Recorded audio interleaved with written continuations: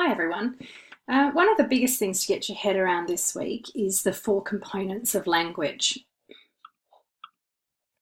There's a great infographic for this week, and I suggest that you print this out as a quick guide to the components. It's important that you get your head around these components because they play a really big part in teaching English.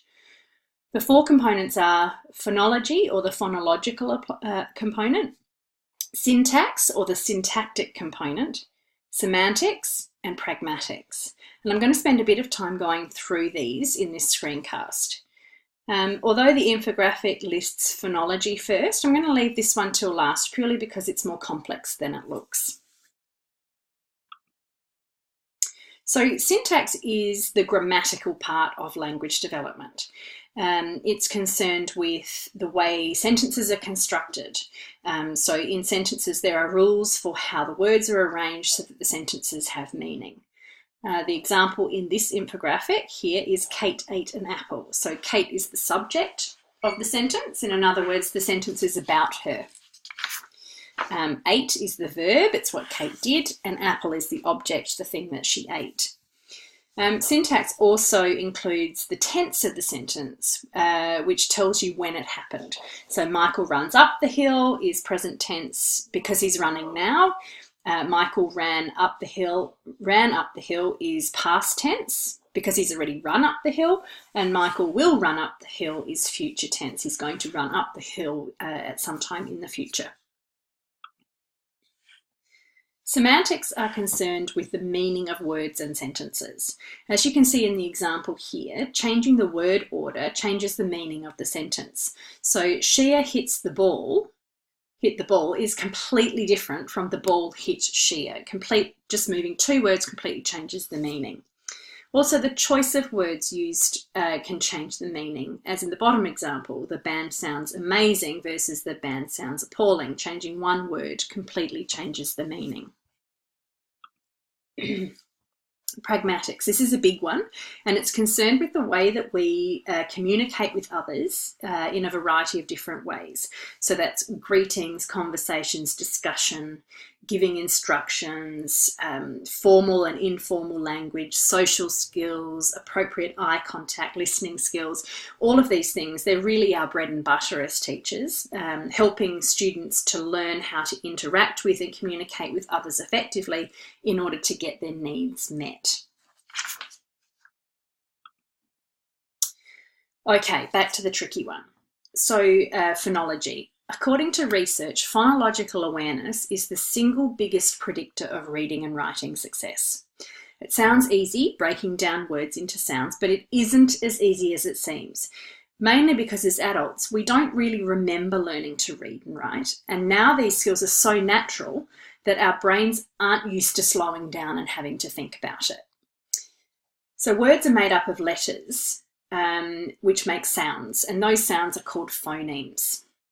The trick is that some phonemes are represented by one letter. For example, the letter D makes a D sound, or the letter T makes a T sound. But some phonemes are represented by more than one letter, such as CH making the Ch sound, and those are called digraphs.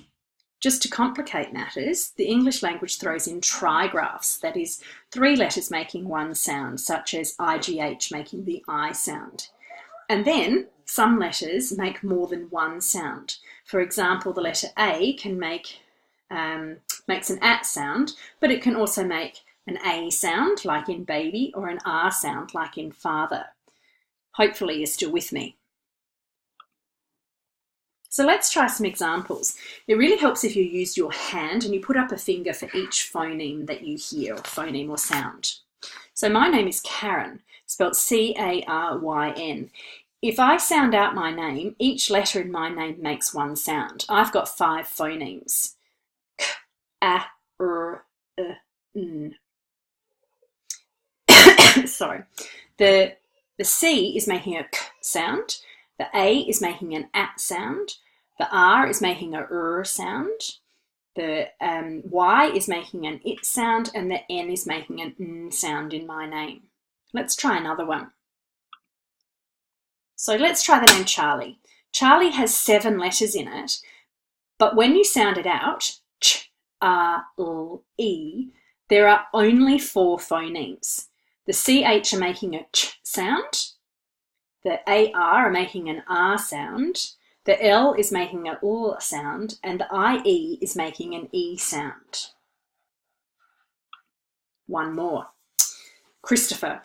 11 letters in this name, but when you sound it out, K, I, S, T, O, F, only 8 phonemes. Unlike in Charlie, where the CH made a ch sound, in Christopher, the CH is making a K sound. The R is making a R sound.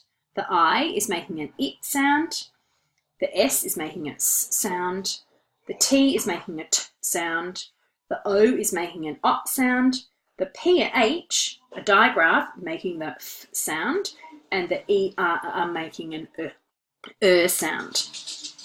Would be a good idea to have a go at sounding out some of the names in your family. Feel free to post your attempts, and I'm happy to look at them and give you some feedback. A final word, phonemes are not to be confused with syllables. Words also have syllables. Syllables help to organise the sequence of sounds. You can hear syllables by clapping your hands, and that shows you the chunks in the words. For example, rabbit has 2 syllables, rabbit, but it has 5 phonemes, a, b, it. Milk has 1 syllable, milk, but it has 4 phonemes, I, lk. Butterfly, 9 letters, 3 syllables, butterfly, but it has 7 phonemes, b, a, t, f, l, I. You might also notice that each syllable has a vowel in it. Syllables are important because they help us to break down words into manageable chunks when we're reading and writing. As you can see, the phonological component is complex and it requires very explicit teaching. It isn't a natural thing to do and it takes practice. Hopefully this has been helpful. Remember to post any questions that you have in this thread if you need any further clarification. Thanks everyone.